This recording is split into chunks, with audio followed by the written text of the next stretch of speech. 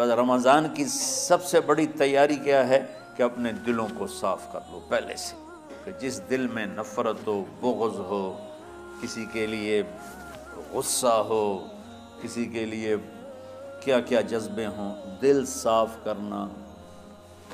ہمارے گھروں میں روزانہ جھاڑو ہوتا ہے، یہاں مدرسے میں روزانہ صفائی ہوتی کہ نہیں ہوتی؟ کیونکہ دنیا کی اصل گندگی ہے تو جھاڑو ہاتھ سے نہیں چھوٹ سکتا۔ حرم شریف میں دیکھا کیسے چاروں طرف خدام پھر رہے ہوتے ہیں برش لے کر، تو دل پہ غبار ایسے آتا ہے جیسے صحن میں غبار آتا ہے، دل پہ گندگی ایسے آتی ہے جیسے صحن میں آتی ہے۔ تو ہم نے نظام بنایا ہوا ہے، لوگ مقرر ہیں وہ روزانہ جھاڑو دیتے ہیں۔ تمہارا دل ایک آنگن ہے، ایک صحن ہے، اس میں بغض، نفرت، حسد، پتہ نہیں کیا کیا گندگیاں آئیں گی اور آتی رہیں گی۔ بچوں ایک کام کرو، جھاڑو پکڑ لو، صاف کرو۔ یا اللہ معاملہ تجھ سے کرنا ہے، لوگوں سے نہیں۔ کسی نے برا کہا، کسی نے غیبت کی، کسی نے گالی دی، کسی نے دھکا دیا، کسی نے حق مارا، کسی نے کچھ کیا، یا اللہ تیرے سپرد میں نے اپنے دل کو سب سے صاف کیا، میں نے اپنے دل کو سب سے صاف کیا۔ یہ اتنی بڑی عبادت ہے کہ بڑے بڑے نفلوں والے، تہجد والے، حج عمرے روزے والے تمہیں نہیں پکڑ سکیں گے، کیونکہ اس کا کرنے والا دنیا میں کوئی نہیں۔ نفل پڑھنے والے تو بے شمار ہیں، عمرے کرنے والے بے شمار ہیں، علماء بے شمار ہیں، حاجی بے شمار ہیں، سخاوت کرنے والے بے شمار ہیں، لیکن اس ٹکڑے کو صاف کرنے والا لاکھوں میں ایک بھی نہیں ہے۔ مشکل کام ہے، آپ یہ سیکھ لیں، صاف کرو، صاف کرو، صاف کرو۔ یہ رمضان کی سب سے بڑی تیاری اور علم کو حاصل کرنے کی سب سے بڑی چابی ہے کہ اپنے دل کو کھلا کر لو۔ کوئی چیز خالی ہوگی تو کچھ آئے گا۔ جس دل میں بغض بھرا ہو، نفرت بھری ہو، حسد بھرا ہو، کینہ بھرا ہو، اس میں خاک آئے گا، اس میں تو علم کی ایک کرن بھی نہیں آئے گی۔ اس زبان سے چاہے جتنے مرضی موتی بکھیرے، دل اس کا اندھا ہوگا۔ لا تعمى الابصار ولكن تعمى القلوب التي في الصدور۔ یہ آنکھوں سے اندھے نہیں، دل سے اندھے ہیں۔ تو بچوں اپنے دل کو صاف کرنا سیکھو۔ وہ کتنی مشہور حدیث ہے، آپ نے کہا اس دروازے سے ایک جنتی آ رہا ہے، تو ایک انصاری صحابی داخل ہوئے، جوتا ہاتھ میں، داڑھی میں وضو کا پانی۔ اگلے دن اس دروازے سے ایک جنتی آ رہا ہے، تو ایک صحابی آئے، ہاتھ میں جوتا، داڑھی میں وضو کا پانی۔ وہی صحابی اگلے دن اس دروازے سے ایک جنتی آ رہا ہے، تو وہی صحابی 3 دن جنت کی بشارت لی۔ اس صحابہ کی جماعت میں ایک شخص ہیں جن کا نام ہے عبداللہ بن عمرو بن عاص۔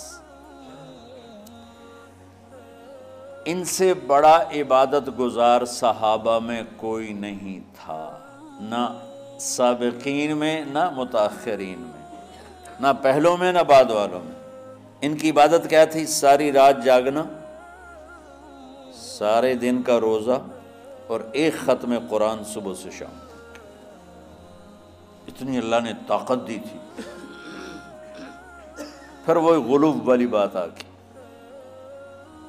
ایکسٹریم ہونے والی بات آ گئی۔ ان کی شادی والی رات حجلہ عروسی میں داخل ہو رہے ہیں، دلہن کے کمرے میں داخل ہو رہے ہیں، اور مصلی بچھا کے اللہ اکبر، اور دیر نفل تے نفل، دیر نفل تے نفل۔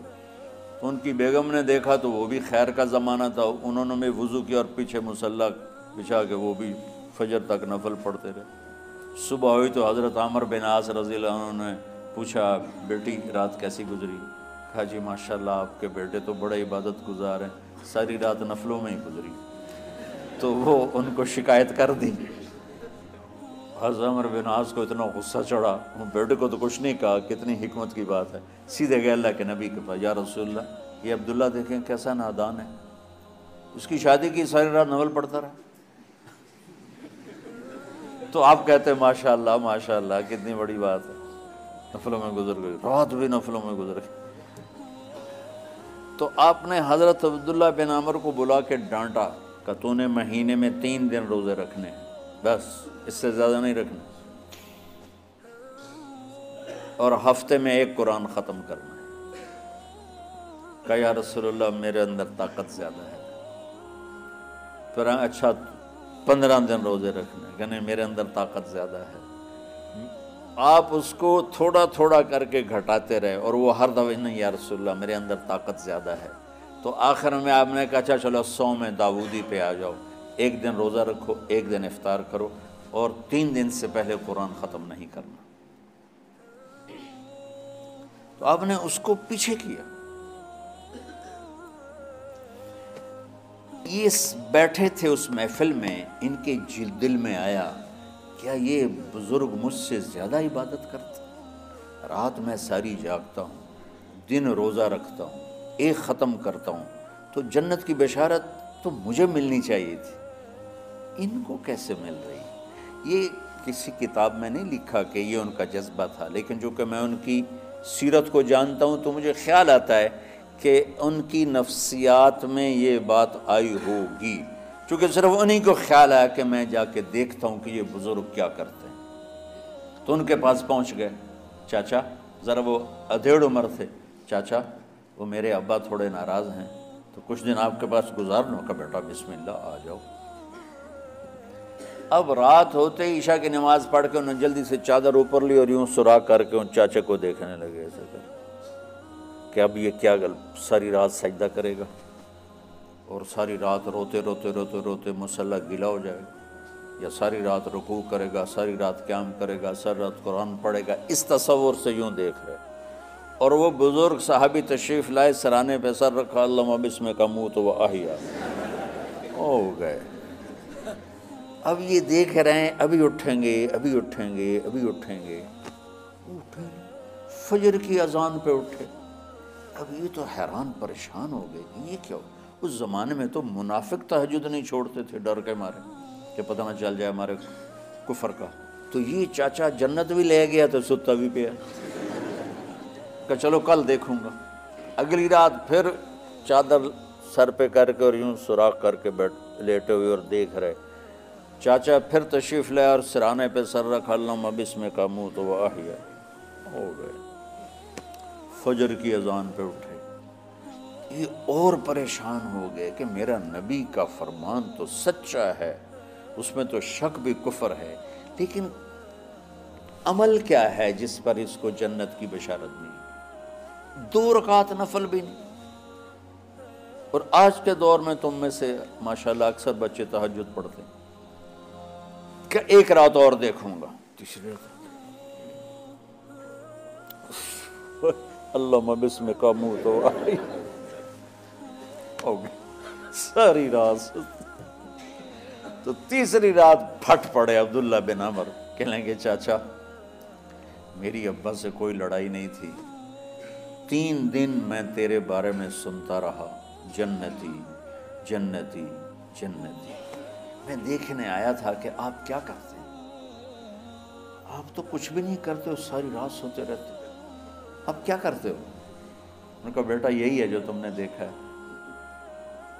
اب ان کو سمجھ میں نہیں آ رہا کہ یہ جوڑ کیسے بٹھاؤں، ادھر جنت کی بشارت، ادھر ساری رات خراٹے، اب یہ اس میں جوڑ کیسے بٹھاؤں، کیونکہ نبی کی بات تو غلط ہو نہیں سکتی۔ تو اب وہ نا ایسے نا بڑے بے دل سے ہو کر واپس مڑے، پتہ نہیں کی چکر ہوئے گی کوئی گل۔ جب وہ دروازے تک پہنچے تو کہنے لگے بیٹا ادھر آنا، واپس آ گئے۔ کہا اب میں تمہیں اصل راز کی بات بتاتا ہوں۔ کہا کیا ہے کیا ہے؟ تو یہاں ہاتھ رکھا، کہا یہ جو دل ہے نا اس میں کسی انسان کی نفرت نہیں۔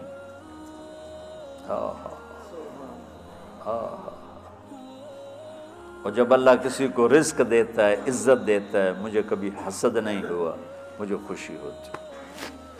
تو عبداللہ بن عمر نے کہنا تھا ہاں یہ بات ہے، نہیں، انہوں نے کہا ہاذا ہوا، اچھل کے کہنے لگے ہاذا ہوا، ہاں ہاں ہاں ہاں یہی ہے یہی ہے یہی ہے۔